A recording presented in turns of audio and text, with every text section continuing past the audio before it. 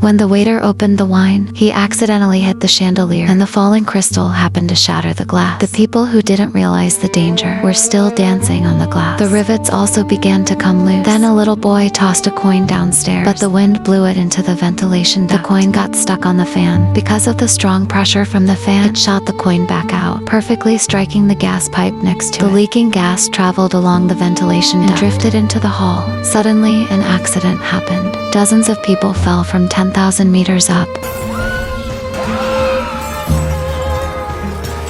People were plummeting toward the floor. Luckily, my boyfriend grabbed onto the glass, held on for a few seconds, but still fell. The terrified guests ran for their lives, but accidentally knocked over the chef's pot, setting a woman's clothes on fire. Terrified, she started running, and happened to run right to the air vent. The gas was instantly ignited by the flames. A woman even used her own body to shield her young son. The restaurant exploded instantly. Everyone down the stairs. Everyone ran toward the stairs.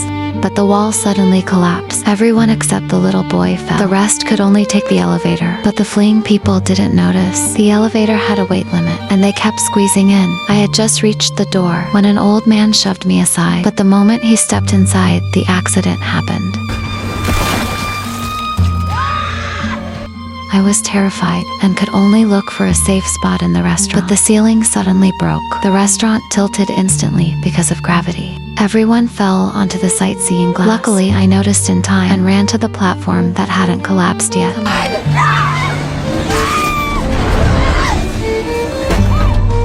The glass hadn't shattered, so no one fell through yet. But the coin from the chandelier fell onto the piano, and once the coin stopped spinning, the outcome was already set.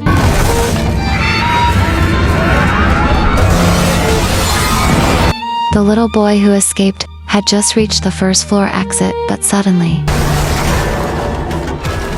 By now, the banquet hall had collapsed. I survived for the moment, and the one who survived with me was the little boy hiding in the serving cart. I pulled the little boy out of the cart. The surrounding walls began to crumble. With nowhere to run, I could only jump. Luckily, my ring caught on a steel bar, but it couldn't hold my weight. My fingers started to break, and I still fell down.